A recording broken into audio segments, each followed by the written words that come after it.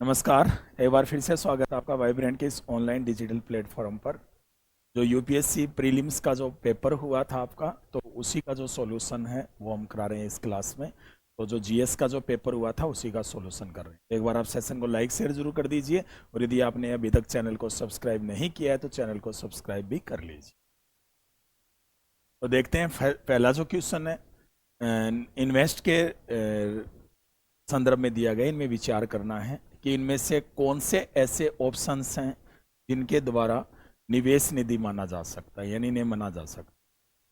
तो बॉन्ड्स ये तो आते हैं भी इन्वेस्ट में, प्रतिरक्षा निधियां हेज फंड्स नहीं आते, स्टॉक भी आते हैं, जोखिम पूंजी नहीं आती। तो यानी केवल इसमें कितने सही माने जा सकते हैं? दो सही माने जा सकते हैं। इस क्वेश्चन का जो सही जो आंसर है इसकी यदि अपन बात करते हैं तो इसमें कौन सा रहेगा? बी रहेगा, क्योंकि दो इसमें सही माने जा सकते। कौन कौन से? एक तो 1 नंबर, एक 3। नेक्स्ट क्वेश्चन है कि इनमें से कौन से भारतीय रिजर्व बैंक की आय के स्रोत है, यानी कौन से ऐसे हैं जिनसे जो आरबीआई है ना वो अपनी जो आय है वो करता है। तो कौन से ऐसे स्रोत माने जाते हैं देखते हैं भी। पहला है सरकारी बॉन्डों का क्रय और विक्रय, ये तो होता है, ठीक है, इसमें से हो सकता है, ठीक है। उसके बाद में दूसरा कौन सा है? विदेशी मुद्रा का क्रय और विक्रय, विदेशी मुद्रा वाला जो क्रय विक्रय होता है, ठीक है, ये भी होता है। पेंशन निधि प्रबंधन, ये नहीं होता आरबीआई की आय का स्रोत। निजी कंपनियों को ऋण देने का काम अन्य बैंक करते हैं, ये भी नहीं है। करेंसी नोटों का मुद्रण और वितरण, ये भी है। यानी इसमें 1, 2 और 5 सही है, 3 और 4 नहीं है। इसका सही ऑप्शन कौन सा रहेगा? डी रहेगा। कौन सा रहेगा? डी रहेगा। अब है ना, इनमें आपको बताना है, इसमें कुछ संगठन बताए गए हैं, उसके कुछ कार्य बताए गए हैं और किसके अधीन कार्य करते हैं। इसमें बताना है कि इसमें सही है या नहीं है। तो सबसे पहले ईडी आता है। ईडी ये तो सही है, जो आर्थिक अपराधी अधिनियम 2018 का, ये भी सही है। गृह मंत्रालय ये सही नहीं है, क्योंकि ये फाइनेंस मिनिस्ट्री के अंतर्गत आता है, वित्त मंत्रालय, गृह नहीं आता, ठीक है, तो ये गलत हो गया। दूसरा है राजस्व आश्वासन निर्देशालय सीमा शुल्क अधिनियम 1962, ये सही है, ये राजस्व विभाग के अंतर्गत ही आता है, तो ये बिल्कुल सही है, ठीक है ना। उसके बाद में यदि अपने बात करते हैं तो तीसरा कौन सा है? प्रणाली एवं आंकड़ा सिस्टम एंड डेटा प्रबंधन महानिदेशालय बेहतर नीति और कर वंचक को पकड़ने में कर अधिकारियों की सहायता के लिए बड़े डेटा विश्लेषण का उपयोग करता है। तो ये दोनों मेल नहीं खाते, क्योंकि इसके लिए एक और होता है डीजीआरएम, जो जोखिम प्रबंधन संस्थान होता है, डीजीएआरएम होता है, इसका पूरा नाम क्या होता है? डीजीएआरएम, ठीक है ना। तो ये इसमें गलत है। तो इसमें केवल कौन सा सही रहेगा? दो सही रहेगा। तो इसमें कितनी सुमेलित है ये पूछ रहा है, तो कौन सा ऑप्शन रहेगा? ए रहेगा। इस नेक्स्ट क्वेश्चन है इसमें कि इसमें विचार करना है, इनमें से कौन से सही हैं ये आपको बताना आंसर, यानी इनमें से कौन से करेक्ट हैं ये आपको आंसर बताना है। देखते हैं भी। पहला है कि भारतीय रिजर्व बैंक में सभी सूचीबद्ध कंपनियों को व्यवसायिक उत्तरदायी और स्थिरता रिपोर्ट एंड सस्टेनेबिलिटी रिपोर्ट प्रस्तुत करने का आदेश देता है। ये भारतीय रिजर्व बैंक नहीं देता भैया, ये सेबी देता है। कौन देता है? सेबी। इसमें गलत है, ठीक है ना, ये गलत हो गया, ठीक है। उसके बाद में दूसरा है भारत में व्यवसायिक उत्तरदायित्व और स्थिरता रिपोर्ट प्रस्तुत करने वाली कोई कंपनी इस रिपोर्ट में उसका प्रकटन करती है जो मुख्यतः गैर वित्तीय स्वरूप की है, ये सही है। तो इसमें केवल एक ही सही रहेगा, कौन सा? ओनली सेकंड, ये सही रहेगा। नेक्स्ट क्वेश्चन है, इसमें भी आपको बताना है कि इसमें कौन सा सही है, यानी कौन सा सही है बताना है इसमें। पहला जो इसमें जो स्टेटमेंट दिया गया है कि भारत में जो ग्रामीण क्षेत्र होते हैं उनमें कुक्कुट पालन और ऊन उत्पादन जैसे कृषि कार्यकलाप से प्राप्त आय को किसी भी कर से छूट प्राप्त है, ये बिल्कुल गलत है। उसमें टैक्सेज लगते हैं, उसमें छूट प्राप्त नहीं है। तो टैक्सेज है ना, उनसे छूट प्राप्त बागवानी वगैरह को, इनको है, गार्डनिंग वगैरह को या कृषि को है, लेकिन इसको नहीं है, ठीक है ना। तो ये इसमें गलत हो गया। दूसरा है कि भारत में आयकर अधिनियम 1961 के उपबंधों के अधीन ग्रामीण कृषि भूमि को पूंजीगत परिसंपत्ति नहीं मान, ये बिल्कुल सही बात है। तो इसमें केवल एक सही है, दूसरा गलत है। तो सही ऑप्शन कौन सा रहेगा? डी रहेगा। एक स्टेटमेंट सही है, सेकंड नहीं है। नेक्स्ट है कि इनमें से आपको इन पर भी विचार करना है, फिर उसके बाद में बताया गया है, इनमें विचार करना है। पहला जो कथन है कि भारत जो खनिज सुरक्षा है उसके भागीदारी में एक सदस्य के रूप में सम्मिलित हो गया है। पहला कथन ये बता रहा है कि उसमें सम्मिलित हो गया है। तो ये बिल्कुल सही है, इसमें सुमिलित हो गया है। भारत अपने चिन्हित सभी 30 अति आवश्यक खनिजों में साधन संपन्न है। मतलब ये 30 जो मिनरल्स है ना, उनकी लिस्ट बनाई गई उसमें है, बिल्कुल नहीं है, क्योंकि भारत को 80% है ना वो क्या करने पड़ते हैं भाई, इंपोर्ट करने पड़ते हैं, आयात करने पड़ते हैं, तो ये गलत है। संसद ने 2023 में खान और खनिज अधिनियम 1957 में संशोधन करके अति आवश्यक खनिजों के लिए खनन पट्टा और संयुक्त लाइसेंस नीलामी से देने से केंद्रीय सरकार को रूप से सशक्त, ये बिल्कुल सही है, सेंटर के ज्यादा पावर है इसमें। तो इसमें दूसरा गलत है, 1 और 3 सही है, तो कौन सा सही रहेगा इसमें, सी ऑप्शन करेक्ट रहेगा।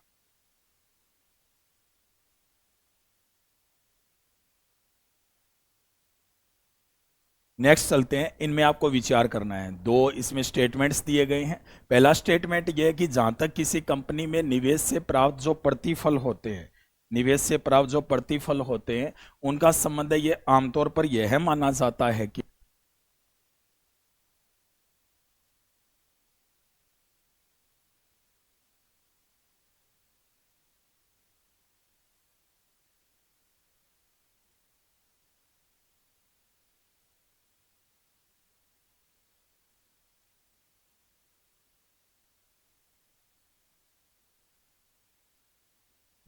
तो इसके बाद में पहला जो कथन है, तो इसमें कौन सा है, जहां तक किसी कंपनी में निवेश से प्राप्त प्रतिफलों का संबंध आमतौर पर यह माना जाता है कि स्टॉक धारकों की तुलना में बॉन्ड धारकों को अपेक्षाकृत कम जोखिम रहता है। बिल्कुल सही बात है, कम जोखिम रहता है उनको स्टॉक धारकों की तुलना में, किसको, बॉन्ड वालों को, ठीक है ना।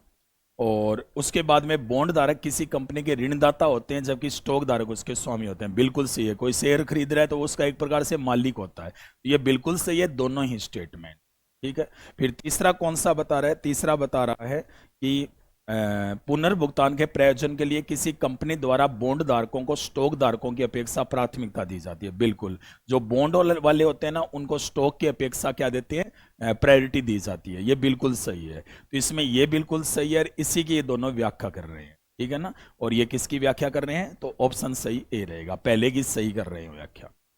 नेक्स्ट जो क्वेश्चन है कि जो ग्लोबलाइजेशन लेवल पर किए गए सभी जो इक्विटी विकल्प सुविधाओं के कारोबार में भारत का अत्यधिक वृद्धि अंश होता है, और इस प्रकार भारत सहसा अतिवृद्धि को दर्शाता है। यानी इसी कारण जो भारत है ना वो किसको दर्शाता है भी, अतिवृद्धि को। बिल्कुल सही बात है ये, ठीक है ना।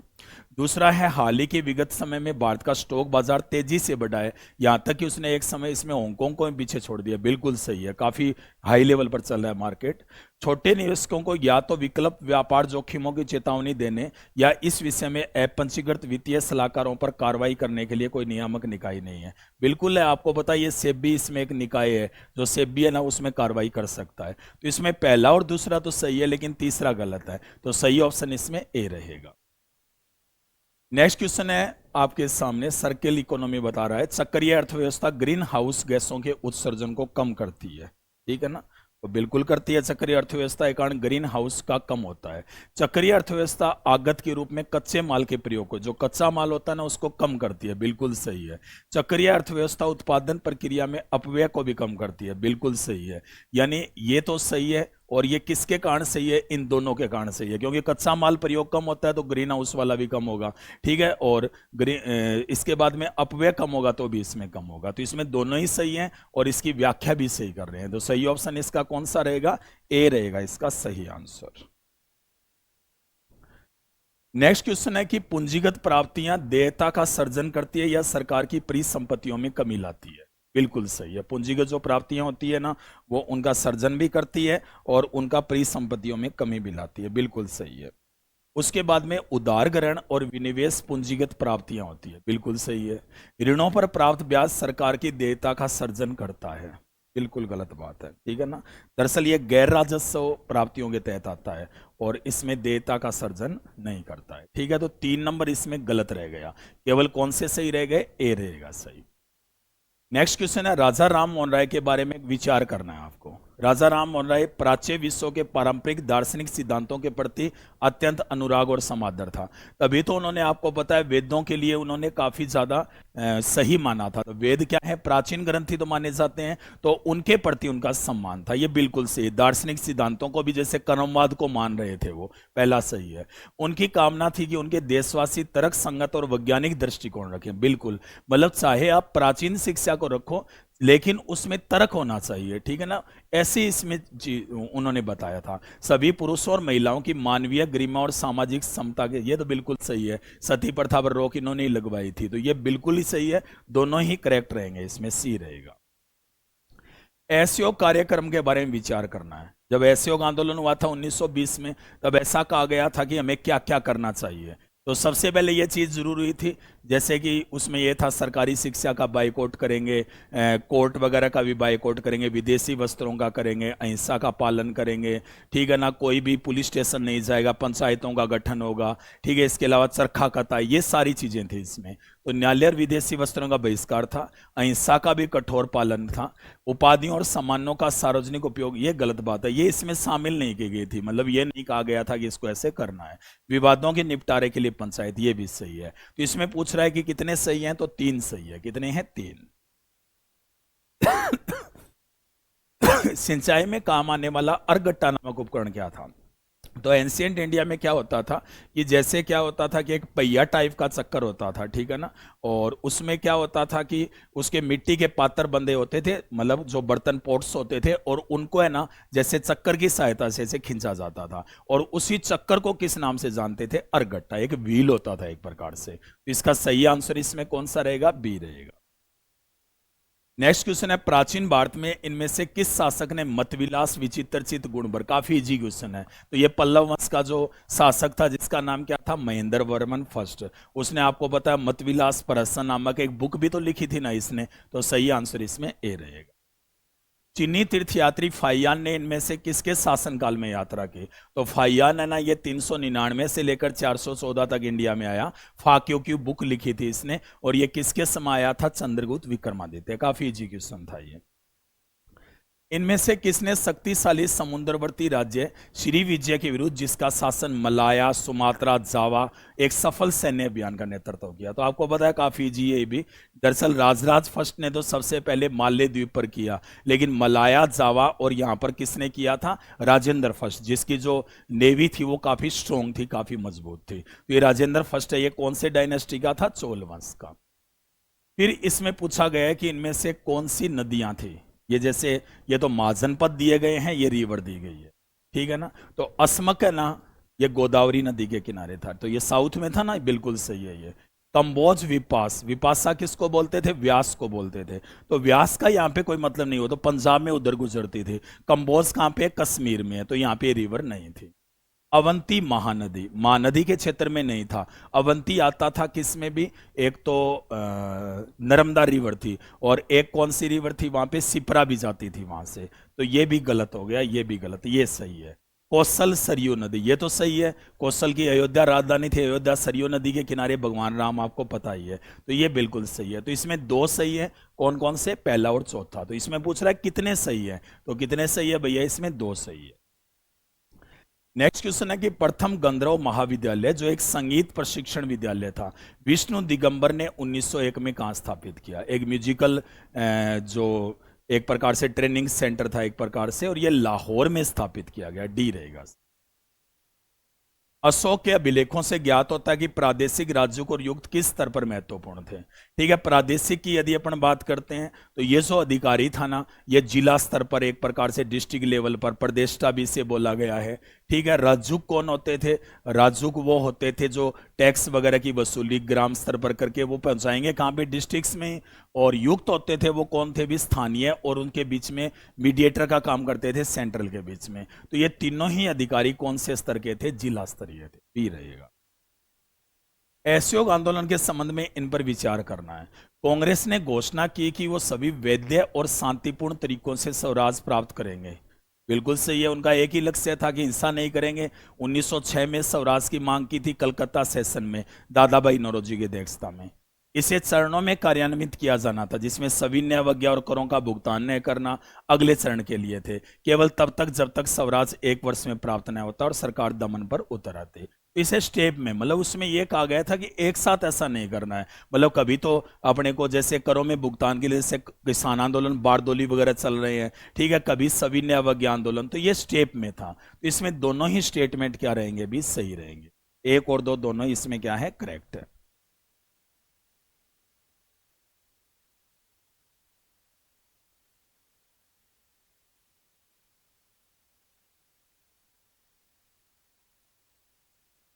इसके बाद में ये बता रहे हैं कि निम्न में से विचार करना है और इनमें से कौन से देश हैं जो उत्तरी अटलांटिक संधि संगठन के सदस्य थे। ठीक है ना, तो इसमें कितने देश रहेंगे? 4 देश, 4 देश रहेंगे, मैसेडोनिया वगैरह नहीं थे।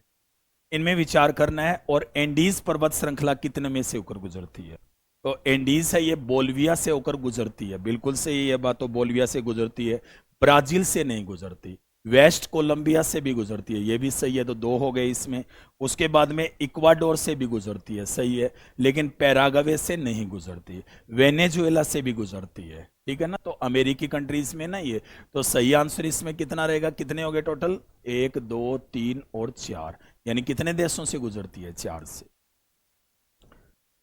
इसके बाद में यदि अपन बात करते हैं, वैसे चिल्ली से भी गुजरती है, ध्यान रख लेना ये, ठीक है ना, चिल्ली से भी गुजरती है।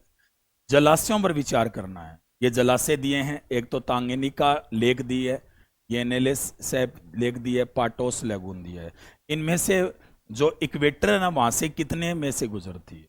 एक भी नहीं गुजरती, इक्वेटर से एक भी नहीं है। तो सही आंसर कौन सा रहेगा इसमें? डी रहेगा। 2022-23 के दौरान हल्दी के बारे में कथनों पर विचार करना है। हल्दी, टर्मरिक, समझ गए ना, टर्मरिक के बारे में कौन सा सही है? भारत विश्व में हल्दी का सबसे बड़ा उत्पादक और बिल्कुल सही, उत्पादक भी है, निर्यातक भी है। भारत में हल्दी की 30 से अधिक किस्में हैं, बिल्कुल सही बात है। महाराष्ट्र, तेलंगाना और कर्नाटका, सबसे पहले महाराष्ट्र फिर तेलंगाना आता है, बिल्कुल सही है, ये हल्दी उत्पादक राज्य हैं। तो इसमें तीनों ही सही रहेंगे, 1 2 और 3। इनमें से कौन से महाद्वीपीय विस्थापन की घटना के साक्ष्य हैं? यानी महाद्वीपीय जो विस्थापन हुआ था ना प्लेट्स वगैरह का, तो उनमें से कौन से साक्ष्य हैं? ब्राजील तट की प्राचीन जो रॉक्स की जो बनी हुई सीरीज पश्चिमी अफ्रीका तट की प्राचीन शैलों की मेखला से मिलती है, बिल्कुल सही है। गाना के जो गोल्ड वाले जो प्राचीन पठार है, वहां से व्युत्पन्न होते हैं जब ये दोनों महाद्वीप अगल बगल होते हैं, ये भी बिल्कुल सही है। यह ज्ञात है कि भारत भी तो गोंडवाना तंत्र के प्रतिरूप आया था। दक्षिणी गोलार्ध के 6 विभिन्न भूखंडों में मिलते हैं, ये भी सही बात है। तो इसमें तीनों ही सही रहेंगे। सही ऑप्शन कौन सा रहेगा इसमें? सी रहेगा इसमें, ठीक है। नेक्स्ट क्वेश्चन है कि इनमें विचार करना है। स्टेटमेंट्स दे रखे हैं 2। पहला है कि वायुमंडल में विद्यमान धूल कणों की मात्रा विषुवतीय और ध्रुवीय क्षेत्रों की अपेक्षा उपोषण और शीतोषण में अधिक रहती है, बिल्कुल है। जो उपोषण और शीतोषण वहां पर व्यापारिक सीरीन जो पवनें चलती है ना, उसके कारण वहां पे ज्यादा होती है, बिल्कुल सही बात है। दूसरा इसमें जो स्टेटमेंट दे रखा है दूसरा, कि उपोषण और शीतोषण क्षेत्र में कम शोषक पवन बहती है। अभी तो बता रहे हैं कि इसमें धूल के कण ज्यादा है, तो इसमें व्यापारिक वगैरह पवनें काफी ज्यादा बहती है, कम नहीं बहती है, तो ये इसमें गलत रहेगा। तो केवल कौन सा सही है इसमें? 1 सही है, 2 इसमें सही नहीं है। सही ऑप्शन सी रहेगा।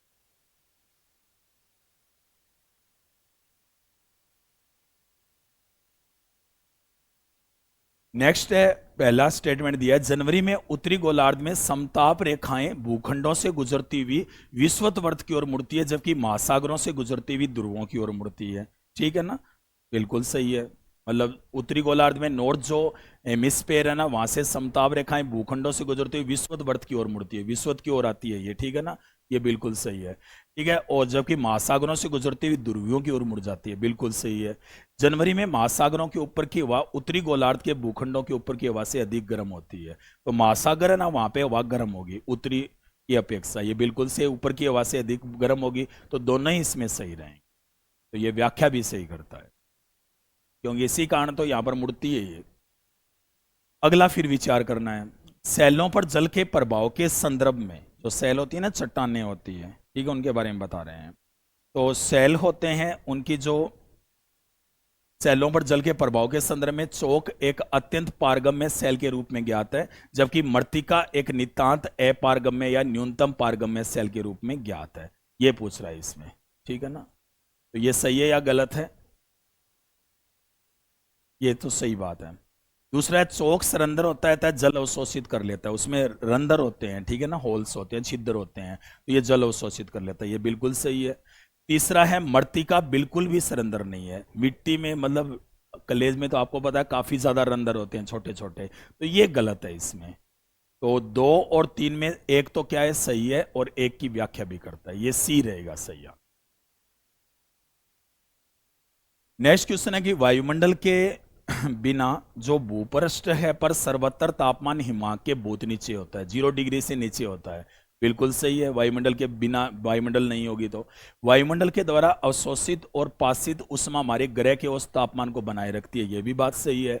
वायुमंडल की CO2 जैसी जो गैसेज होती है वो विकिरण को अवशोषित और पाशित करने के लिए विशेष रूप से बेस्ट है, बिल्कुल सही है। तो इसमें तीनों ही सही रहेंगे। सही ऑप्शन कौन सा रहेगा इसमें? सी रहेगा।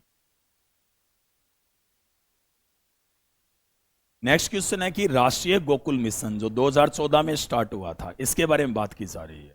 इनमें से कौन सा सही है? यह ग्रामीण निर्धनों के उत्थान के लिए महत्वपूर्ण है, मतलब जो गरीबी के रेखा के नीचे लोग रहते हैं उनके लिए बिल्कुल सही है, क्योंकि अधिकांश न्यून उत्पादकता वाले देशज पशु छोटे और सीमांत कृषक और भूमिहीन के लिए पास होते हैं, बिल्कुल सही बात है, ठीक है ना।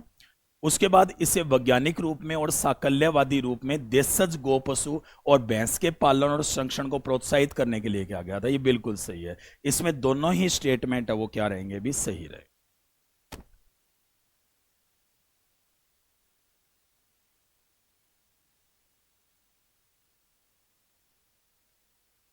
नेक्स्ट क्वेश्चन है कि स्टडी से सूचित होता है कि सीमेंट उद्योग से उत्सर्जित जो CO2 का वैश्विक कार्बन उत्सर्जन में उसके 5% से अधिक योगदान है, बिल्कुल सही है, 5% से ऊपर जा रहा है।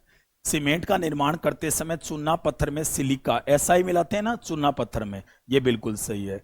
सीमेंट निर्माण हेतु क्लिंकर उत्पादन के दौरान चूना पत्थर चूना में बदल जाता है, बिल्कुल सही है, और इसी कारण इसमें CO2 का उत्सर्जन होता है। तो इसमें जो 2 और 3 सही हैं और एक की ये सही क्या कर रहे हैं? व्याख्या भी कर रहे हैं। सही आंसर ए रहेगा।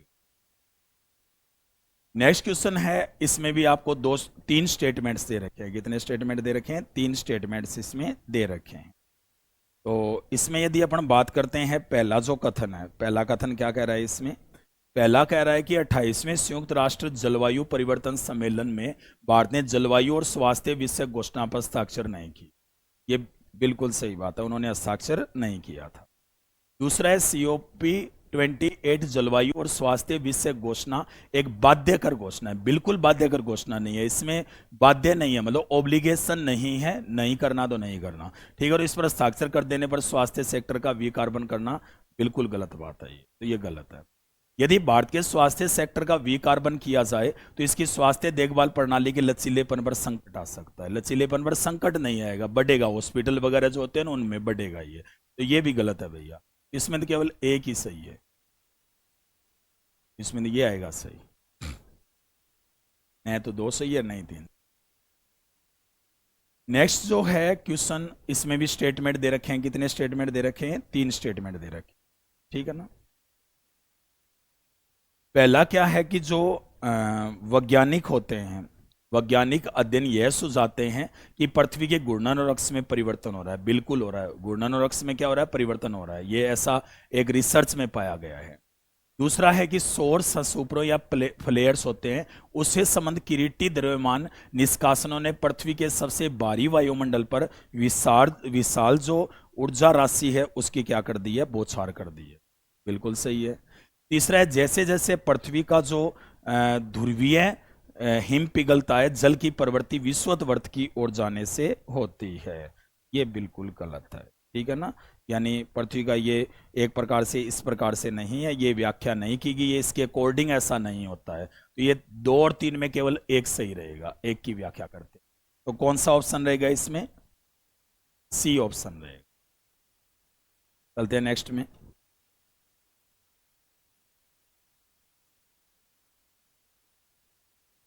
क्लाइमेट चेंज पे है। जलवायु परिवर्तन विषयक जो पेरिस एग्रीमेंट है उसके जो आर्टिकल 6 की चर्चा सतत विकास और जलवायु परिवर्तन विषयक वैश्विक चर्चाओं में बारंबार आती है। तो ये पूछ रहा है कि ये सही है या गलत? बिल्कुल सही बात है, ये यही आती है जलवायु परिवर्तन वाली बात। जलवायु परिवर्तन विषयक पेरिस समझौते का अनुच्छेद 6 कार्बन बाजारों के सिद्धांतों को निर्दिष्ट करता है, ये बिल्कुल सही बात है, कार्बन के बारे में ऐसा किया गया है। जलवायु परिवर्तन विषयक पेरिस समझौते के आर्टिकल 6 का आशय देशों को अपने जलवायु लक्ष्य प्राप्त करने हेतु उनके बीच गैर बाजारी रणनीतियों, मतलब इस प्रकार से होने चाहिए जिसमें एक प्रकार से कमाई वगैरह ऐसी चीजें, अर्निंग वगैरह नहीं देखी जाती। तो एक प्रकार से कह सकते हैं कि 2 और 3 सही हैं और ये किसकी व्याख्या कर रहे हैं? एक की, ए ऑप्शन रहेगा। नेक्स्ट है कि इनमें से किस एक ने एशिया और प्रशांत क्षेत्रों के लिए प्रकृति समाधान वित्त हब प्रारंभ किया था? तो ये किसके द्वारा किया गया था, काफी इजी क्वेश्चन है। ये किया गया था दिसंबर 2023 में, COP28 में, ठीक है ना। किसके द्वारा किया गया था, ये किया गया था किसके द्वारा भी 2023 में, एशियाई विकास बैंक। ये बिल्कुल सही है।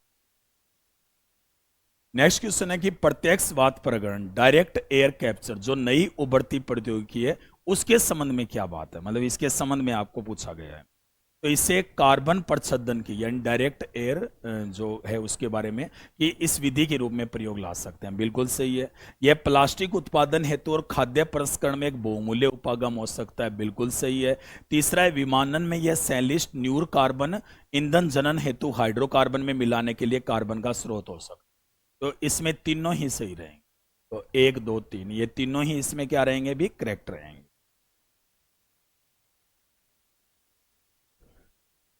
नेक्स्ट क्वेश्चन बात कर रहे हैं पिकॉक टेरिटुला की, इसके बारे में बताना है। ये एक सर्वभक्षी पुरुष कवची है, बिल्कुल नहीं है सर्वभक्षी भैया, ये अर्चिन माना जाता है, सर्वभक्षी नहीं है ये।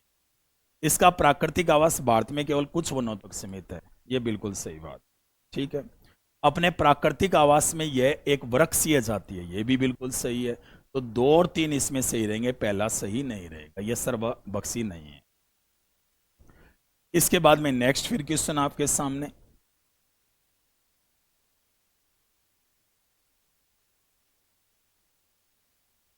नेक्स्ट पूछ रहा है कि इनमें से कौन से सही हैं। भारत में कार्बन डाइऑक्साइड उत्सर्जन 0.5 ट्रिलियन CO2 प्रति व्यक्ति से कम है, ये बिल्कुल टन है, सॉरी ये बिल्कुल गलत बात, काफी ज्यादा है ये, ठीक है ना। 2023 में 2.07 मेट्रिक टन आ गया, तो ये गलत है। ईंधन दहन से CO2 उत्सर्जन के आधार पर भारत एशिया प्रशांत क्षेत्र में दूसरे स्थान पर है, ये बिल्कुल सही है। भारत में विद्युत और ताप उत्पादक CO2 उत्सर्जन के सबसे बड़े स्रोत हैं, ये भी सही है। तो इसमें 2 और 3 से रहेगा, पहला सही नहीं। अब इनमें आपको विचार करना है कि इनमें से कौन से हैं। इधर प्लांट दे रखा है, इधर इसका प्रकार दे रखा है, किस प्रकार से है, ठीक है ना। तो सबसे पहले अपन बात करते हैं कसावा, वुडन है, ठीक है ना, वुडन। अदरक आभासी तनायुक्त शाक है, बिल्कुल सही है। मालाबार पालक शाकी है, आरोही, ये एक बेल नहीं है अभी, ठीक है ना। ये एक प्रकार से हाँ मालाबार पालक होती है, सॉरी ये तो बेल सही है, सॉरी ये तो सही है। पुदीना वार्षिक झाड़ी है, वार्षिक नहीं है तो हमेशा ही रहती है, 12 मास ही रहता है पुदीना, तो जानते ही हो, ठीक है ना। पपीता काष्ठीय, पपीता कहाँ काष्ठीय झाड़ी हो गया, तो एक प्रकार से ट्री का रूप ले लेता है, इस प्रकार से झाड़ी नहीं है। तो इसमें केवल कितने सही हैं भी, 1 2 3, तो कितने सही है, 3 सम्मिलित है। सही ऑप्शन कौन सा रहेगा इसमें, बी रहेगा सही। नेक्स्ट क्वेश्चन है पृथ्वी के बारे में विचार करना है, जो पृथ्वी ग्रह है उसके बारे में आपको विचार करना है। वर्षा वन महासागरों द्वारा उत्पादित ऑक्सीजन की तुलना में अधिक ऑक्सीजन उत्पादित करते हैं, बिल्कुल गलत बात है, ठीक है। महासागर ज्यादा करते हैं किसकी तुलना में, वर्षा वन, ये तो गलत हो गया। दूसरा इसमें क्या दे रखा है कि समुद्री पादप, पलवक और प्रकाश संश्लेषी जीवाणु विश्व में ऑक्सीजन का लगभग 50% करते हैं, ये बिल्कुल सही है। वायुमंडलीय हवा में विद्यमान ऑक्सीजन की तुलना में सुचारू रूप से ऑक्सीकृत जो पृष्ठ जल में अनेक गुना अधिक ऑक्सीजन होती है, बिल्कुल गलत बात है, बहुत कम होती है, 1 लीटर में 8 mg होती है केवल, ये अधिक नहीं होती, कम होती है। तो इसमें केवल कौन सा सही रहेगा भी, केवल कौन सा सही रहेगा, 2 सही रहेगा, बी ऑप्शन आएगा। इनमें से वाहन बताने हैं आपको, ये वाहन दे रखे हैं इसमें।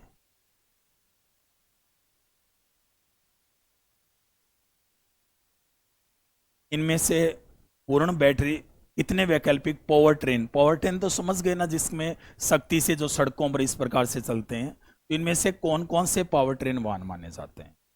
तो सबसे पहले यदि अपन बात करते हैं तो पूर्ण बैटरी वाले माने जाते हैं, बैटरी से चल रहे हैं ना आजकल व्हीकल। हाइड्रोजन ईंधन वाले भी माने जाते हैं, बिल्कुल सही है। ईंधन सेल वाले भी माने जाते हैं, तो इसमें सारे ही सही रहेंगे, सारे इसमें क्या रहेंगे, सही रहेंगे, ठीक है ना। तो इनका उद्देश्य क्या होता है कि जो जीवाश्म वगैरह है ना, उनकी जो शक्ति होती है उसको कम करना है, पेट्रोल वगैरह का, ठीक है ना, उससे कम करना है। नेक्स्ट क्वेश्चन है मानव रहित वायुयान ड्रोन, यूएवी किसे बोलते हैं, ड्रोन को बोलते हैं, उनके बारे में बताना है, ड्रोन के बारे में क्या सही है। सभी प्रकार के जो यूएवी हैं वो ऊर्ध्वाधर अवतरण कर सकते हैं, सभी प्रकार के कर सकते हैं, बिल्कुल नहीं कर सकते, ठीक है ना, सभी प्रकार के नहीं, केवल यूटीओएल वाले ही कर सकते हैं, ये गलत बात है। सभी प्रकार के यूएवी स्वतः मंडरा सकते हैं, सभी प्रकार के स्वतः मंडरा सकते हैं क्या? बिल्कुल नहीं, ठीक है ना, क्योंकि इनमें कुछ ना कुछ आवश्यकता होती है, इसके अपने आप नहीं मंडरा सकते। सभी प्रकार की यूवी शक्ति पूर्ति के स्रोत के रूप में केवल बैटरी का? बिल्कुल नहीं, कई जैसे पेट्रोलियम का भी उपयोग करके चलते हैं, ठीक है ना, तो ये जरूरी नहीं है। हाइब्रिड का भी उपयोग करते हैं, सारे बैटरी से नहीं, तो इसमें तीनों ही गलत हैं भैया। ड्रोन के बारे में तीनों ही चीजें गलत। विद्युत वाहन बैटरियों के संदर्भ में विचार करना है, इनमें से बैटरी के कैथोड बनाने के लिए कौन सी उपयुक्त होते हैं, यानी इसमें बताना है कि जो कैथोड है ना वो किससे होती है। कोबाल्ट, ये कैथोड सही है। ग्रेफाइट, ये कैथोड नहीं बल्कि ये एनोड होती है ये तो। लिथियम बिल्कुल सही है। निकेल भी सही है। तो इसमें तीन सही है। कितने सही हैं? तीन। तीन है कैथोड वाले, ग्रेफाइट नहीं है। इनमें से कितने में प्लास्टिक होता है ये आपको बताना है भी, प्लास्टिक इनमें से किन किन में पाया जाता है, ठीक है ना। तो सिगरेट में पाया जाता है क्या? सेलुलोज वगैरह पाए जाते हैं ना, प्लास्टिक होता है। सिगरेट के बाद सिगरेट के बचे हुए टुकड़े होते हैं। चश्मे के लेंस में तो होता ही है प्लास्टिक। कार के टायर में भी पाया जाता है। तो इनमें तीनों में ही प्लास्टिक होता है भाई, सीधी बात है। फिर इनमें से बताना है कि कोयला गैसीकरण प्रौद्योगिकी किससे प्रयुक्त की जा सकती है। कोयला जो गैसीकरण है वो किससे प्रयुक्त की जा सकती है, ये आपको इसमें बताना है। कोयला गैसीकरण तो एथेनॉल से हो सकता है ना? बिल्कुल हो सकता है इसमें कोयला गैसीकरण, ठीक है, बिल्कुल सही है, ठीक है ना। CO+H2 के माध्यम से इस प्रकार से, ठीक है। नाइट्रोग्लिसरीन में हो सकता है। यूरिया में भी तो होता है ना, जैसे उर्वरक जो उद्योग वगैरह होते हैं, तीनों में ही होता है। तो सही आंसर कौन सा रहेगा इसमें? सी रहेगा। नेक्स्ट क्वेश्चन है, कभी कभी समाचार माध्यमों में चर्चित सामान्यतः Cl20, HMX और LLM105 के रूप में ज्ञात रासायनिक पदार्थों में क्या लक्षण है? ये क्या लक्षण होते हैं भी इनमें? तो ये है ना, दरअसल आजकल क्या है कि जैसे जो RDX वगैरह होते हैं उनके से काफी हाई लेवल के होते हैं ये, ठीक है ना। तो इसीलिए इनका प्रयोग किसके लिए किया जाता है? सैन्य आयुधों के अंतर्गत ब्लास्ट के रूप में किया जाता है, यानी ये उनमें विस्फोट के रूप में किया जाता है। ये सबसे शक्तिशाली जो एटम के अतिरिक्त होते हैं, मतलब गैर नॉन एटमिक होते हैं, वो काफी पावरफुल माने जाते हैं ये, ठीक है ना। Cl2, HMX और LLM105, इसमें बी रहेगा। नेक्स्ट चलते हैं।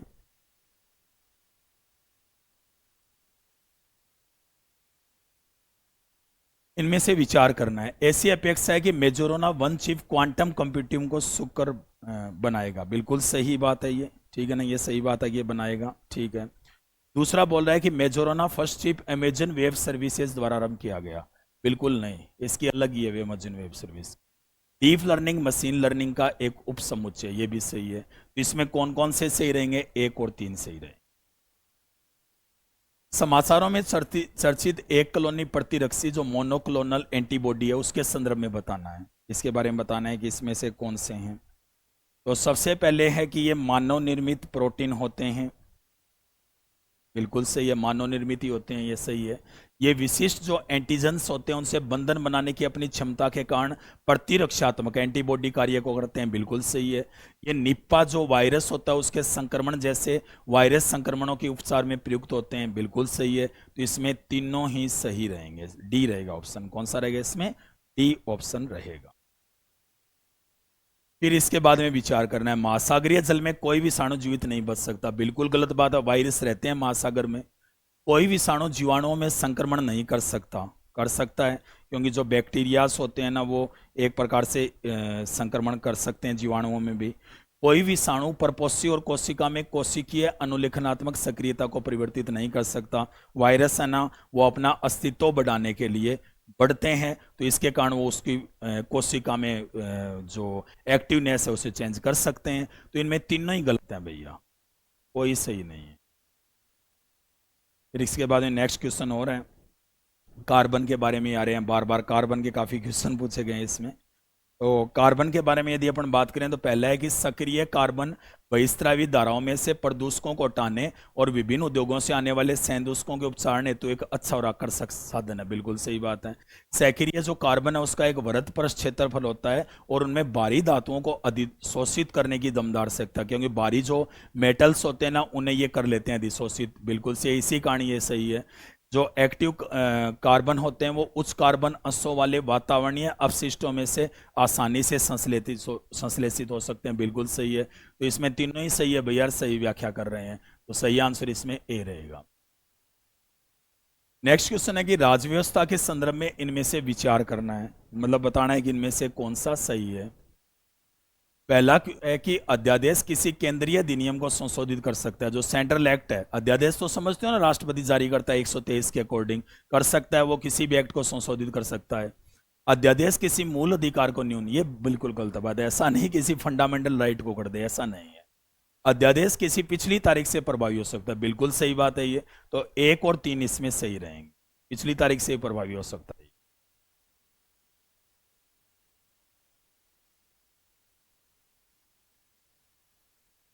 फिर इसमें पूछ रहा है कि राज्य बता रहे वर्णन।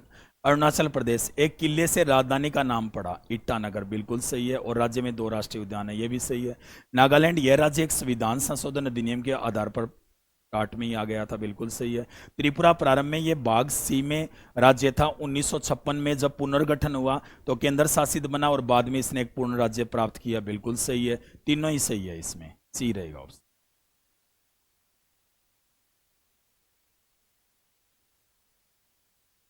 नेक्स्ट क्वेश्चन है कि भारत के संदर्भ में इन पर विचार करना है।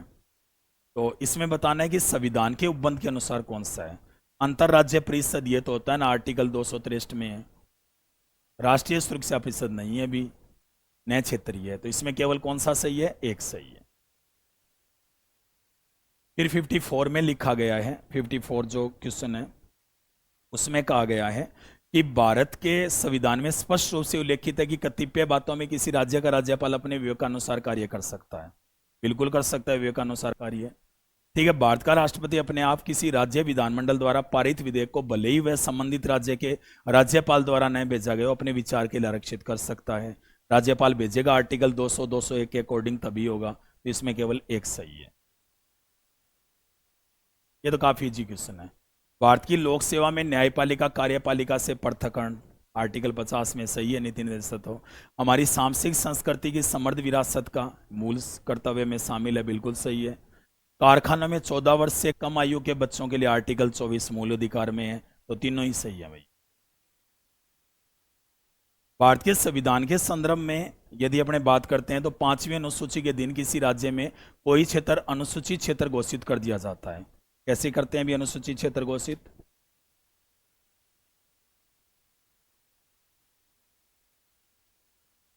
पांचवी अनुसूची बार बार एग्जाम में आती रहती है, ठीक है ना। तो ऐसे क्षेत्रों में राज्य सरकार अपनी कार्यपालिका शक्ति खो देती है और एक स्थानीय निकाय पूर्ण प्रशासन ग्रहण कर लेता है, बिल्कुल गलत बात है। वो नहीं खोती है राज्य सरकार। राज्य सरकार के पास की क्या होती है, पावर रहती है।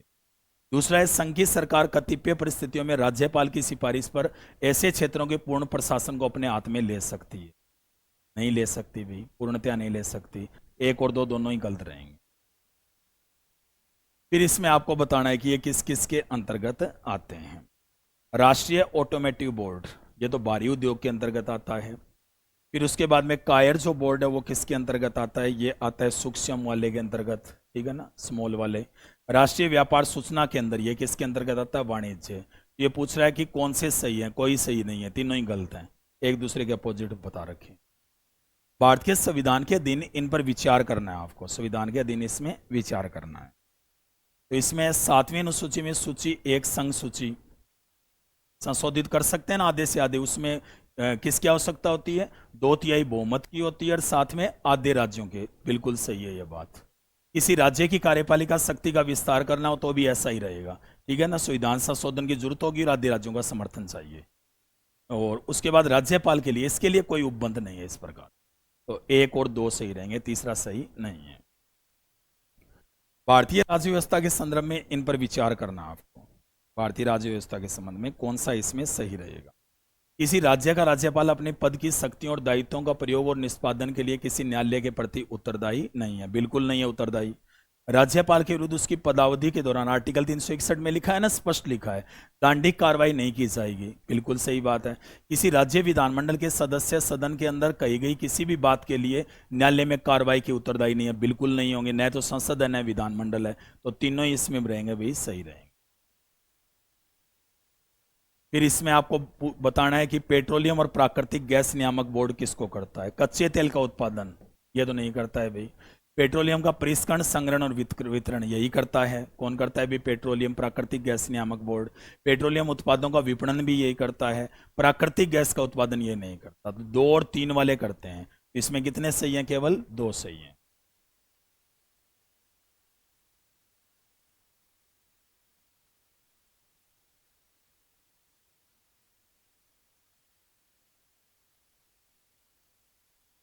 नेक्स्ट क्वेश्चन है, मान लीजिए सरकार का राजस्व व्यय 80,000 करोड़ है, राजस्व प्राप्ति 60,000 है। सरकार बजट 10,000 करोड़ के उधार ग्रहण और 6,000 करोड़ के ब्याज भुगतान को प्रदर्शित करने में कौन से सही है? राजस्व घाटा कितना है? 20,000 करोड़। तो 80 में 60 गए, ठीक है। राजकोषीय घाटा कितना है? 10,000 करोड़। बिल्कुल है, ये राजकोषीय घाटा ही है। ठीक है। प्राथमिक घाटा 4,000 करोड़। ठीक है, 10,000 में से 6,000 गए, 4,000। तीनों ही सही रहेंगे। 1 2 3 तीनों ही इसमें क्या है? सही है। नेक्स्ट क्वेश्चन है, भारत अंतर्राष्ट्रीय उत्तर दक्षिण परिवहन कॉरिडोर को एक बहु मॉडल परिवहन कॉरिडोर के संस्थापक सदस्यों में एक है। यह कॉरिडोर किन्हें जोड़ता है? मतलब ये जो कॉरिडोर है किसे जोड़ता है? ये तो काफी इजी है। भारत से सेंट्रल एशिया से यूरोप को कहां से होते हुए? ईरान से होते हुए। ठीक है ना, ये रहेगा। फिर इसमें आपको बताना है कि इसमें कौन से करेक्ट रहेंगे। पहला है कि जो विश्व के 2 प्रमुख जो एथेनॉल उत्पादक हैं, ब्राजील और अमेरिका, उनमें अमेरिका की तुलना में ब्राजील अधिक है। गलत बात है। ज्यादा ब्राजील, संयुक्त राज्य अमेरिका की तुलना में ब्राजील अधिक एथेनॉल उत्पादित करता है। यह बिल्कुल गलत बात है। ठीक है ना। कौन करता है इसमें? अमेरिका। ठीक है। दूसरा, जहां संयुक्त राज्य अमेरिका में एथेनॉल उत्पादन के लिए प्रधान भरण सामग्री है, फीड स्टॉक है, इसके विपरीत ब्राजील में एथेनॉल के लिए प्रधान भरण सामग्री गन्ना है। ये बिल्कुल सही है। पहले वाला गलत है, दूसरा सही है। कौन सा आएगा? डी आएगा। वर्ल्ड जो बैंक है उसने वार्न किया है कि भारत ऐसे प्रथम स्थानों में से एक बन सकता है जहां आर्द्र बल्ब तापमान नियमित तौर पर 35 डिग्री से अधिक होगा। इनमें से कौन सा रिपोर्ट के निहितार्थ को सर्वोत्तम रूप में बताता है? सर्वाधिक संभावना है कि प्रायद्वीपीय जो भारत है, सबसे ज्यादा संभावना क्या है भी? जो प्रायद्वीपीय भारत है वो बाढ़, उष्ण कटिबंधीय चक्रवात और सूखे से ग्रस्त रहेगा। बिल्कुल गलत बात है। ठीक है ना, इस प्रकार से नहीं रहेगा। दूसरा इसमें है कि मानव समेत सभी प्राणियों की उत्तरजीविता प्रभावित होगी क्योंकि उनके लिए पसीने के माध्यम से अपने शरीर के ताप होने। ये बिल्कुल गलत सही है। ठीक है ना। तो 64 में केवल कौन सा सही रहेगा? इसमें 2 नंबर सही रहेगा। किसी देश का राजकोषीय घाटा 50,000 है, इसे गैर ऋण सर्जक पूंजीगत प्राप्तियों के माध्यम से 10,000 करोड़ प्राप्त होते हैं, तो उस देश की ब्याज देयताएं 1,500 करोड़ है। उसका सकल प्राथमिक जो घाटा है वो कितना रहेगा? तो सकल कितना रहेगा भी? 50,000 में से कितने घटा देते हैं? 1,500 घटा देते हैं। ठीक है ना। कितना रहेगा फिर? 48,500। ए रहेगा सही। भारत के 15वें वित्त आयोग की सिफारिशों के संदर्भ में कौन से सही हैं? सही बताना है इसमें।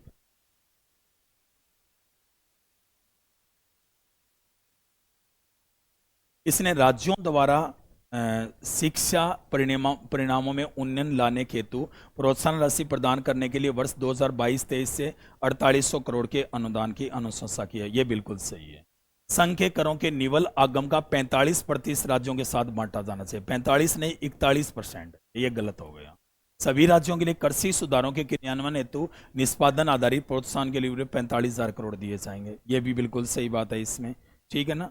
उसके बाद में नेक्स्ट जो है इसमें वो है कि इसने राजकोषीय निष्पादन को पुरस्कृत करने हेतु प्रयास निकस टैक्स एफर्ट क्राइटेरिया को फिर से आरंभ किया। ये भी सही है। इसमें 2 गलत है, तो 1 3 4 सही है। सी ऑप्शन रहेगा। नेक्स्ट क्वेश्चन है, अंतर्राष्ट्रीय पुनर्निर्माण और विकास बैंक के बारे में निम्नलिखित कथनों पर विचार करना है। यह मध्यम आय वाले देशों को ऋण और गारंटी देता है। बताइए, ऋण और गारंटी देता है? बिल्कुल सही बात है ये। ठीक है ना। उसके बाद में यह गरीबी कम करने में विकासशील देशों की सहायता के लिए अकेले ही कार्य करता है। बिल्कुल गलत बात है। ठीक है ना। क्योंकि इसमें साथ में कौन योगदान देता है? विश्व बैंक वगैरह भी देते हैं, वर्ल्ड बैंक वगैरह भी योगदान देते हैं। इसकी स्थापना द्वितीय विश्व युद्ध के उपरांत यूरोप के पुनर्निर्माण में सहायता के लिए की गई। ये सही बात है। तो इसमें 1 और 3 सही है। सी ऑप्शन रहेगा। कौन सा रहेगा इसमें? सी। आरटीजीएस और नेफ्ट जानते हो ना? आरटीजीएस जो बैंकिंग में जो मनी ट्रांसफर का माध्यम होते हैं उनके बारे में पूछा जा रहा है। आरटीजीएस में भुगतान उसी क्षण हो जाता है जबकि नेफ्ट के मामले में भुगतान समय लगता है। आरटीजीएस में तो बिल्कुल सही है। ये काफ़ी कम समय में हो जाता है, लेकिन नेफ्ट में समय लगता है। आरटीजीएस में ग्राहक से आवक लेन देन के लिए प्रभार लिया जाता है, जबकि नेफ्ट में नहीं। बिल्कुल गलत बात है। 2019 से शुल्क लिया जाता है, ये गलत हो गया। आरटीजीएस के लिए कतिपय दिनों में प्रचलन के घंटे सीमित है, जबकि नेफ्ट में ऐसा नहीं है। ठीक है ना, ये बिल्कुल सही बात है, ऐसा नहीं है। इसमें 1 और 3 सही है। इन पर विचार करना है। कितने देश हैं जहां पर यूपीआई है? यूपीआई 7 देशों में है। संयुक्त अरब अमीरात में तो चल रही है, यूएई में बिल्कुल सही है। फ्रांस में भी है, इसमें सही है। जर्मनी में नहीं है, जर्मनी में नहीं है यूपीआई। सिंगापुर में है, बांग्लादेश में नहीं है। तो इनमें से कितने देशों में? अभी 3 देशों में है। कितने देशों में? 3 देशों में। सही आंसर बी रहेगा। पीएम जो सूर्य घर मुफ्त बिजली योजना, ये तो काफी इजी है, इसके बारे में बताना है। इसका जो लक्ष्य है वो आवासीय सेक्टर में 1 करोड़ घरों की छतों पर, बिल्कुल सही बात है, सोलर पैनल लगाना है। और नवीन और नवीनीकरणीय ऊर्जा मंत्रालय का जो लक्ष्य है उसकी बात करें तो छतों पर सौर पैनल लगाने, उनके प्रचालन, अनुरक्षण और मरम्मत करने के विषय में आधार स्तर पर प्रशिक्षण, बिल्कुल सही है। इसका लक्ष्य क्षमता निर्माण के स्कीम घटक के अंतर्गत नए कौशल सिखाकर और कौशल का उन्नयन कर 3 लाख से अधिक कुशल जनशक्ति, तीनों ही सही रहेंगे, इसमें डी रहेगा। गांधी जी ने विख्यात वक्तव्य राजद्रोह मेरा धर्म हो गया कब दिया था? क्योंकि गांधी जी को जब गिरफ्तार किया गया था चोरी चोरा कांड के बाद में, तो उसके बाद जब उन्होंने दांडी शुरू किया था तो नमक कानून तोड़ने के बाद ऐसा कहा था। तो ये सही आंसर भी रहेगा 1930 में। मोहनजोदड़ो से काफी जी क्वेश्चन है। डांसिंग गर्ल है, ये किसकी बनी हुई है? कांस्य की, ब्रोंज की बनी है, कोई बताने की जरूरत नहीं है। चोरी चोरा घटना के परिणाम स्वरूप बंदी बनाए गए लोगों को किसने लीगल डिफेंस दी? दरअसल इसमें लगभग 200 जने पकड़े गए थे और 31 जने थे ना, उनको रिहा करवा दिया था। किसने? मदन मोहन मालवीय। और कौन थे इसमें? कृष्णकांत थे।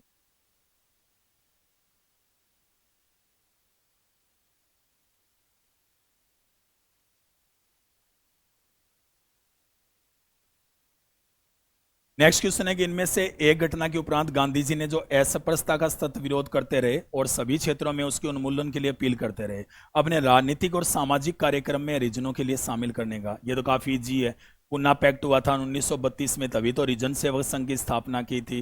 ठीक है ना, रिजन समाचार पत्र भी स्टार्ट किया था। तो ए रहेगा सही। फलों पर विचार करना है। पपीता, अनानास, अमरूद, ये कौन लाए थे भारत में? तंबाकू है, काजू है, ये सारे भैया पुर्तगाली लाए थे। सही आंसर सभी 3 रहेंगे।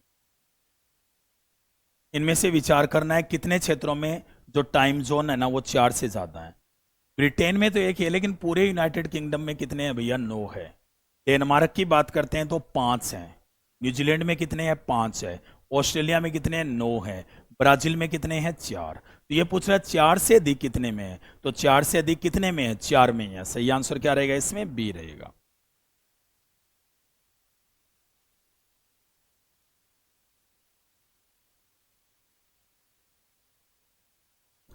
नेक्स्ट क्वेश्चन है, साइबेरिया में अनादिर और अलास्का में नोम एक दूसरे से कुछ ही किलोमीटर दूर है। अनादिर समझ गए ना, रूस, और नोम अमेरिका, एक दूसरे से कुछ ही किलोमीटर दूर हैं। ठीक है ना।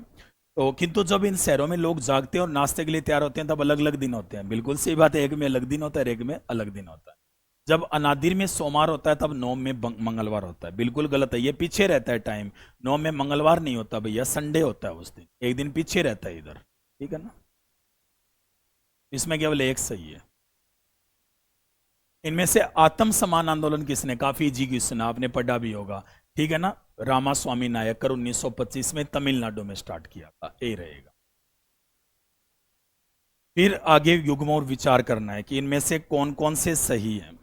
बोत्सवाना हीरा में है, बिल्कुल सही है। चिल्ली लिथियम में है। इंडोनेशिया निकल में है, तीनों ही सही है। फिर इनमें विचार करना है कि जो क्षेत्र है ना वो इनमें से कहाँ कहाँ पे हैं। मेलोरका की बात करते हैं तो मेलोरका तो भैया स्पेन में है, मेलोरका स्पेन में है। नार्मडी की बात करते हैं तो जो नार्मडी है वो कहाँ पे है भाई? नार्मडी है, ये फ्रांस में है। सर्डिनिया है, ये इटली में है। तो तीनों ही सही नहीं है। सही सुमिलित है, कोई सुमिलित नहीं है, डी रहेगा सही।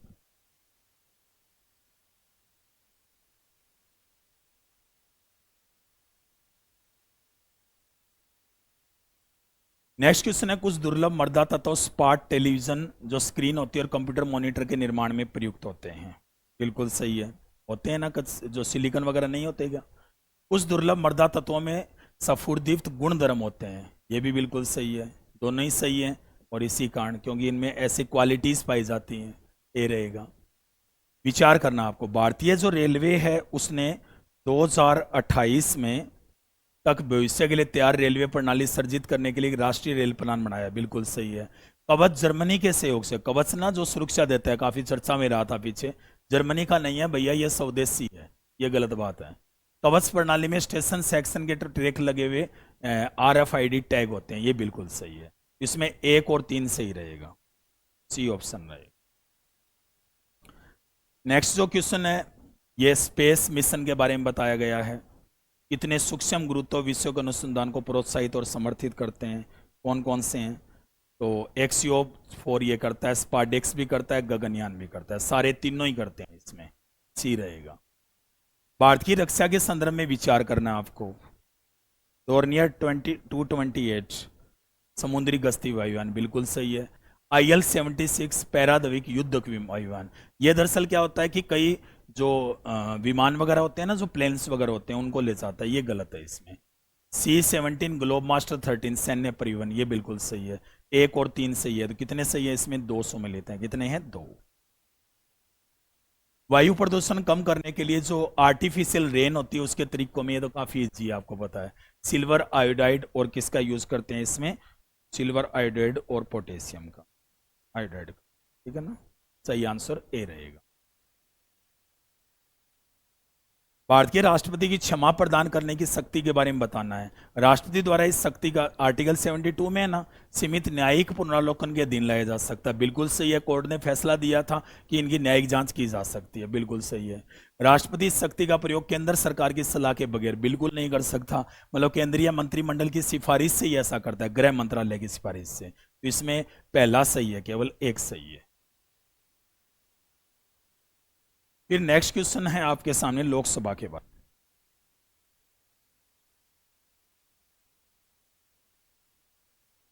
लोकसभा का विघटन होने पर विघटन के पश्चात होने वाले लोकसभा के पहले अधिवेशन के ठीक पहले तक अध्यक्ष अपने पद को रिक्त नहीं करेगा, बिल्कुल सही बात है। भले ही वो आगे चुनाव हार जाए, लेकिन जिस दिन बैठक होगी ना, उससे पहले दिन तक वो अध्यक्ष रहेगा, ठीक है ना? बाद में प्रोटेम स्पीकर होगा। भारतीय संविधान के उपबंधों के अनुसार लोकसभा का कोई सदस्य अध्यक्ष के रूप में निर्वाचित होने पर अपने राजनीतिक दल से तुरंत, बिल्कुल गलत बात है, नहीं देता रिजाइन नहीं करता है। लोकसभा के अध्यक्ष को लोकसभा के तत्कालीन समस्त सदस्यों के बहुमत से पारित संकल्प द्वारा अपने पद से हटाया जा सकेगा, किंतु कोई संकल्प तब तक नहीं आएगा जब तक कि उस संकल्प को प्रस्तावित करने के लिए 14 दिन पहले सूचना, किसी को भी हटाना हो ना तो 14 दिन पहले सूचना दी जाती है, राष्ट्रपति, उपराष्ट्रपति, लोकसभा अध्यक्ष, ठीक है? तो पहला और तीसरा सही है, दूसरा गलत है। कौन सा सही है इसमें? 1 और 3। यदि कोई प्रश्न उठता है कि लोकसभा का कोई सदस्य 10वीं अनुसूची के अधीन निरंतरता से ग्रस्त हो गया या नहीं, तब संघ की मंत्रिपरिषद की राय के अनुसार राष्ट्रपति का निर्णय अंतिम होगा। यह पूछ रहा है कि राष्ट्रपति का जो निर्णय होगा वो क्या रहेगा? अंतिम रहेगा, ये पूछ रहा है इसमें। बिल्कुल इसमें सही बात है ये तो, ठीक है ना? राष्ट्रपति का निर्णय क्या रहेगा इसमें? अंतिम। ये नहीं रहेगा क्योंकि इसमें लोकसभा अध्यक्ष लिखा गया है, सॉरी, राष्ट्रपति के बारे में इसमें बात नहीं की गई। इसका निर्णय स्पीकर लेता है, यह गलत है, कथन गलत रहेगा, स्पीकर लेता है इसका। वो तो राष्ट्रपति तो चुनाव में गड़बड़ी के संबंध में लेता है लास्ट। भारत के संविधान में शब्द राजनीतिक का नहीं है, राजनीतिक दल का संविधान में प्रयोग नहीं है, ये सही है, ये बिल्कुल सही है। इसमें 2 नंबर सही है, केवल कौन सा है? 2 नंबर। नेक्स्ट क्वेश्चन है कि भारत में राज्य सरकारों के पास गौण खनिजों के निष्कर्षण के बारे में रियायत देने के लिए नियम बनाने की कोई शक्ति नहीं है, ठीक है, भले ही ऐसे खनिज उनके अपने भूभाग में अवस्थित हो। बिल्कुल है भी शक्ति, ऐसी कोई बात नहीं है, शक्ति होती है, राज्य सरकारों के पास भी मिनरल्स के बारे में पावर होती है। तो ये इसमें क्या रहेगा? गलत कथन है। दूसरा है कि भारत में केंद्र सरकार के पास प्रासंगिक विधि के अधीन गौण खनिजों को अधिसूचित करिए, बिल्कुल यूनियन के पास होती है, ठीक है? तो दूसरा सही है, पहला गलत है, ये रहेगा डी ऑप्शन। इस संस्था ने जलवायु परिवर्तन और जैव विविधता के हानि के नियंत्रण के लिए प्रकृति पुनर्स्थापन विधि, नेचर रेस्टोरेशन लॉ अधिनियमित की थी। तो ये किसने की? अभी यूरोपियन संघ ने की, डी ए रहेगा, ईयू ने। फिर इसके बाद में पंचायतों के बारे में क्वेश्चन।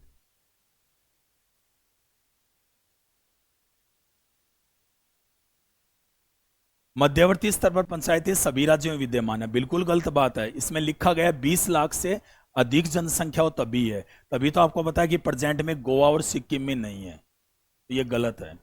मध्यवर्ती स्तर पर किसी पंचायत में सदस्य होने के लिए पात्र किसी व्यक्ति को 30 वर्ष की आयु प्राप्त होगी, बिल्कुल गलत बात है। 21 वर्ष की बात हो रही है, 21 वर्ष।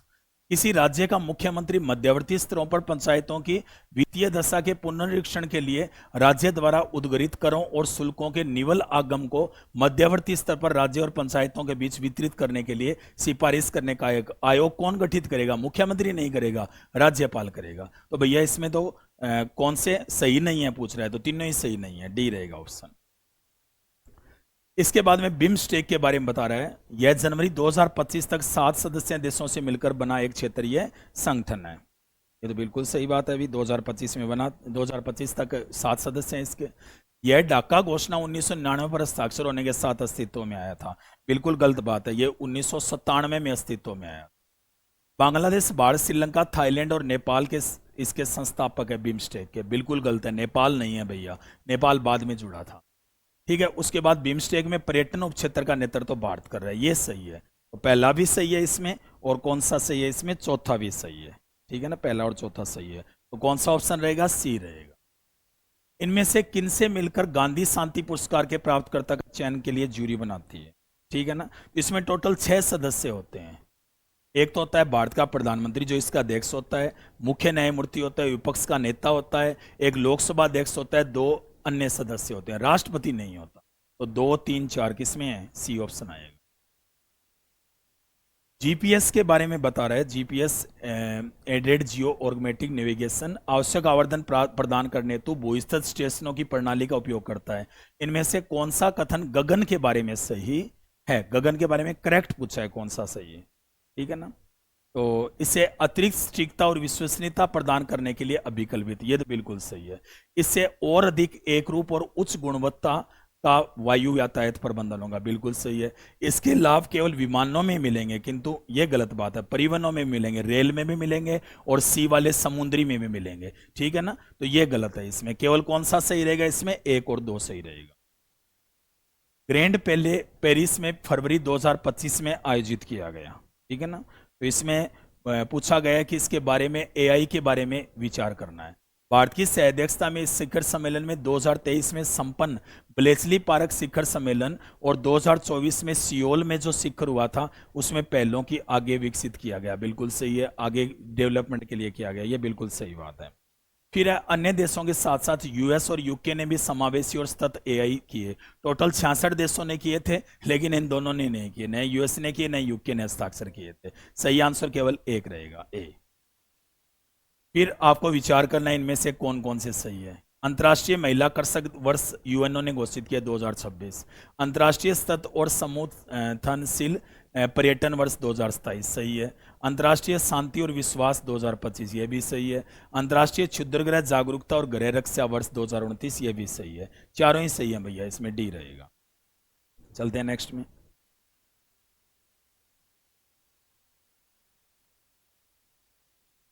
नेक्स्ट क्वेश्चन है ब्रिक्स के संबंध में इनमें से विचार कीजिए। 16वां जो ब्रिक्स शिखर सम्मेलन था और रूस की अध्यक्षता में, तो आपने पढ़ा, आपके क्वेश्चन भी आ चुका है, बिल्कुल से ये कजान में हुआ था। इंडोनेशिया ब्रिक्स का पूर्ण सदस्य बन गया है। इंडोनेशिया ब्रिक्स का पूर्ण सदस्य बिल्कुल सही है, बन गया है। 16वीं ब्रिक्स शिखर सम्मेलन का मुख्य विषय न्यायपूर्ण वैश्विक विकास और सुरक्षा के लिए बहुसंस्कृतिवाद था। बहुसंस्कृतिवाद नहीं था, बहुपक्षवाद था। यह गलत है, इसमें 1 और 2 सही रहेंगे, ए रहेगा। लोकपाल के विषय में बताना आपको। लोकपाल की शक्ति भारत के लोक सेवकों पर प्रयुक्त होती है, किंतु भारत से बाहर वाले नहीं होते। मतलब ये बोल रहा है जो आईएफएस होते हैं ना, इंडियन फॉरेन ऑफिसर सर्विस, उसमें नहीं होती, बिल्कुल गलत बात है, उन पे भी होती है। संसद का कोई भी सदस्य या किसी राज्य या संघ राज्य क्षेत्र के विधानमंडल का कोई सदस्य इसका अध्यक्ष या सदस्य नहीं होगा, और केवल भारत का मुख्य न्यायमूर्ति, चाहे वो पदधारी हो या सेवानिवृत्त, यही इसका क्या होगा भी? अध्यक्ष होगा। बिल्कुल गलत बात है, ठीक है ना, मुख्य न्यायमूर्ति की जरूरी नहीं है, अन्य न्यायाधीश भी बन सकता है, तो ये गलत है कथन। इसका अध्यक्ष या सदस्य के रूप में पद धारण करने की तारीख को 45 वर्ष से कम वय का व्यक्ति नहीं होगा, ये बिल्कुल सही बात है, ठीक है ना, नहीं होगा। फिर है कि लोकपाल भारत के पदासीन प्रधानमंत्री के विरुद्ध भ्रष्टाचार के अभिकथनों की जांच नहीं कर सकता, विशेष परिस्थिति में कर सकता है भाई, ये गलत है। तो केवल इसमें 3 सही है, ए ऑप्शन रहे। फिर है प्रथम खो खो विश्व कप के संदर्भ में अभी हुआ था जो आपको पता है। इस विश्व कप का आयोजन दिल्ली में हुआ, बिल्कुल सही है। भारतीय पुरुष फाइनल में नेपाल को 78-40 के स्कोर से हराया। ये उल्टे रख रखे हैं क्योंकि पुरुष ने 54-36 से हराया था, महिलाओं ने 78-40 से हराया था। ये दोनों ही गलत हैं। बाकी बात तो सही है, नेपाल को ही हराया था, ठीक है ना, महिलाओं और पुरुषों ने। तो इसमें केवल एक सही रहेगा। नेक्स्ट क्वेश्चन है 2024 में आयोजित 45वें चेस ओलंपियाड के फाइनल में जो गुकेश दोमाराजू है वो रूस के इयान नेपोमनियाची को हराकर विश्व के सबसे कम आयु के विजेता बने। अब बने तो थे लेकिन भैया इन्होंने रूस के नहीं हराया था, इन्होंने चीन के डिंग लेरेन को हराया था, चाइना के डिंग लेरेन को हराकर बने थे। ये तो गलत हो गया ना कथन, बिल्कुल ही ठीक है। दूसरा यदि अपन बात करें तो अमेरिकी शतरंज खिलाड़ी अभिमन्यु मिश्रा के पास विश्व का अभी तक का सबसे कम आयु का ग्रैंड मास्टर बनने का रिकॉर्ड है। ये बिल्कुल सही बात है, 18 साल। सही आंसर बी रहेगा। तो ये थे आपके क्वेश्चन। बाकी मतलब पूरी तरह से स्टडी करके इनके आंसर वगैरह बनाए गए थे, फिर भी जो लास्ट जो इनकी की आएगी वही अंतिम होगा। लेकिन मोस्टली जो क्वेश्चन है ना उस एक प्रकार से रिसर्च करके ही इनके आंसर तैयार किए गए। तो आप सबको बहुत बहुत धन्यवाद। एक बार सेशन को लाइक शेयर जरूर करेंगे और इन क्वेश्चनों को थोड़ा स्टडी करेंगे ताकि आपको भी अच्छी तरह से नॉलेज हो सके। धन्यवाद।